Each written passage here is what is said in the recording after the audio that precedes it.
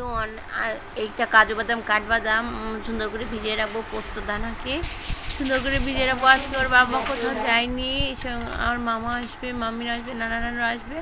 তো উনি আমাকে মুরগি জবাই করে দিয়েছে, আমি এগুলো কেটে রেখেছি। এদিকে আমি কেটে রেখে এই যে ডিম, এই যে মুরগি কেটে রেখে দিয়েছি, সাথে আমি পোলাও করে দিচ্ছি, যে পোলাও যাতে হয়ে যায় তাড়াতাড়ি করে। তো এই যে এদিকে রোস্ট করব দেখে আমি লেবুগুলোকে সুন্দর করে কেটে নিচ্ছিলাম।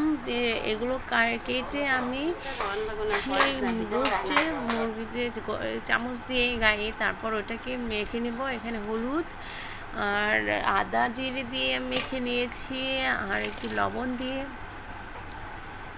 তো আমি এইদিকে আসছি, ডিমগুলো যাতে ছিলকে নেই, ওদিকে আমি মেয়েদেরকে খাইয়ে আসলাম আবার।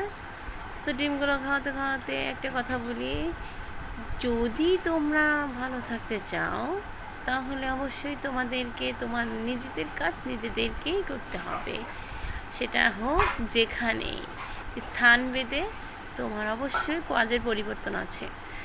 সো এই যে আমি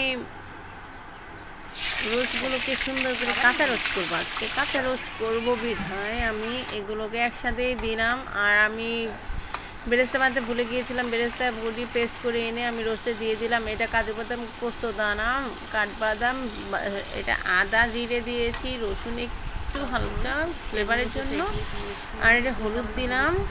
আর আমি এখানে আলু বোখরা দিয়ে দেবো কয়েকটা, অনেকক্ষণ দিচ্ছি স্বাদ মেনটেন করার জন্য। চিনি দিয়ে দেবো, আর সস দিয়েছি, ফাঁকি ঝোঁক দিলাম, দিয়ে এখানে সুন্দর করে নেড়ে চেড়ে আমি ডিম আর আলাদা করবো না, পিঠায় আমি একসাথেই দিয়ে দিলাম।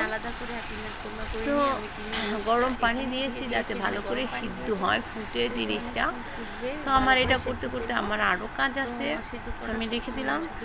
দেন আমি খিচুড়ি বসিয়ে দিয়েছি, আর অনেক কিছু করেছি, আমি সেগুলো আনবো না আজকে ভিডিওতে।